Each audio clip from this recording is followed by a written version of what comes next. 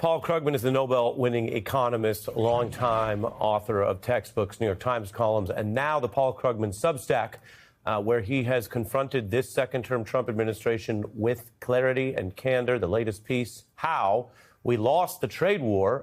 Welcome back, Professor. You're better at the complex economics. I, as you know, can read, so I noticed that it says lost, not losing. Let's start there. Why is this, in your view, factually already lost? Okay, think of this as a contest of wills, contest of leverage. The United States versus China. Who backed down, really? And the answer is America backed down, or Trump backed down, because it turned out that, the Trump tariffs were a problem for China, but China cutting off our access to rare earths was a bigger deal. And also the Chinese kind of have an idea of what they want. And it's kind of, under Biden, lots of criticism, but we were pretty serious about confronting China, trying to deny them the most advanced technology. Trump is apparently going to let them buy advanced chips. And in return, they say they're going to buy some soybeans. So we have traded our reputation, our leverage in the world, and possibly the future of the technological race for a hill of beans. Hill of beans. Did China have better cards, or is Trump bad at playing this card game? Well, China did have better cards. The fact of the matter, which Trump should have understood, somebody should have understood, which is that, look, losing the U.S., some access to the U.S. market is hard, but the Chinese can turn to other sources. Conjuring up a strategic industry like rare earths from a standing start is not something you can do right away. So we entered this in a weak position, but also there was just no clarity. And Trump never had a clear goal in these tariffs. And one of the big strengths of the United States has always been that we have allies, that we were the leader of the free world in a very real sense.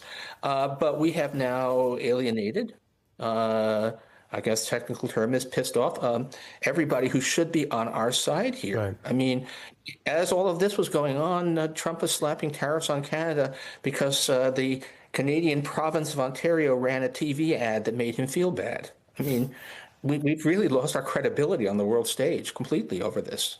Yeah, it sounds like you're saying he was very emotional, which is no way to lead, we're told. I want to show you what the Trump officials are saying. And Professor, as you know, we follow the evidence here, and we fact check, and we have a lot of people on. So in this second term, which has been rocky for the reasons you mentioned, among others, I've had several Trump officials on. This is Peter Navarro, who's the White House trade official. And he said on this program that there is revenue from the tariffs that they've been doing. I want to play this for you and have you walk us through the actual economic data and facts. Take a look. The beautiful things that we've learned about tariffs is they actually raise substantial revenues, and we're turning what looked like to be a fiscal cliff and a deficit that was going to go out of control into something we're going to be able to pay down to the 2 and 3 and 4 billion trillion. So you feel like this is working for the U.S. even though you didn't get all the deals that you vowed. I mean, we don't have 90 deals. Well, now wait a minute. I think we've done beautifully. Professor. Okay. A tariff is a tax. Taxes raise revenue. Big surprise, incredible accomplishment. If some president imposed a national sales tax and it raised some revenue, would Republicans be pronouncing that as a policy triumph? And that's basically what this is. It's a national sales tax just on a selected set of goods, which are ones we happen to buy from abroad. We know that foreigners haven't paid the tariffs, because we can look at the prices that foreigners are charging there. It's a readily available series of import prices, and it has not gone down. Foreigners have not cut prices to offset the tariffs. So all of this is being borne partly by American consumers, partly by American businesses, which have absorbed some of the tariffs, although that won't go on for very long because they can't afford to. This is, the idea that there's some magical thing that saying we raised taxes and we got some revenue out of it, as if that was a victory on the world stage, It would be funny, except that these are the people actually running the country. Yeah, and you make the point clearly. Turning away from government policy and even the politics, just generally, AI has become a giant part of the expectations on Wall Street. The AI chips, which power all these things, ChatGPT and other programs people are familiar with, are produced by one of the big companies, NVIDIA, which is the first company in world history to reach $5 trillion. I mean, it's hard to even understand what that means to most of us. $5 trillion on the actual stocks. Is it possible to say that they are overvalued? Are you concerned? Nice cat there. Are you concerned? Walk us through how you think about this just in the dollars and cents of what's happening in these top tech stocks that are driving most of the current gains across the whole market.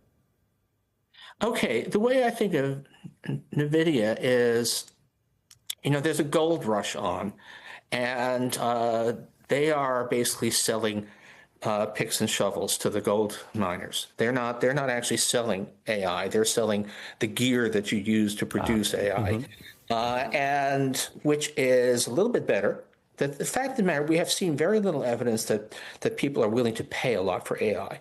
The technology, there's a lot of, nobody knows just how much it's going to do, but so far, it's kind of hard to see how this ends up producing remotely enough revenue. Now, that eventually blows back. NVIDIA chips won't be worth as much if people decide, oops, we've been building too many data centers. We don't know that it's always, almost always impossible to be sure that something is a bubble. Housing bubble was obviously a bubble, but and the dot-com bubble. This one is a little more complicated, but there's definitely, I've been around for a while, and there is 1999 vibes here. Clear sense that we have a genuinely impressive technology, but it's really hard to see how this justifies the valuations. I could be wrong, but that's... Well, I know you a little bit, Professor, so you're not talking about Prince Party Like It's 99. You're talking about 99 pre-crash vibe. Yeah, I'm talking about Quest Ride the Light and Pets.com and all that. But the really big stuff was the telecommunications companies, which like the AI sector now, were pouring huge amounts of money into infrastructure to use this wonderful new technology, the internet, which was in fact a wonderful new technology. Yep. But most of them went bust. Yeah, because it was a great technology, but the profits took years to materialize, and other companies ended up making a lot of money off it. And it is scary just how much. I mean, depending upon exactly how you cut the numbers, but basically, the U.S. economy would be certainly borderline in recession if it wasn't for all of this AI spending. Right, and, which is concerns to people.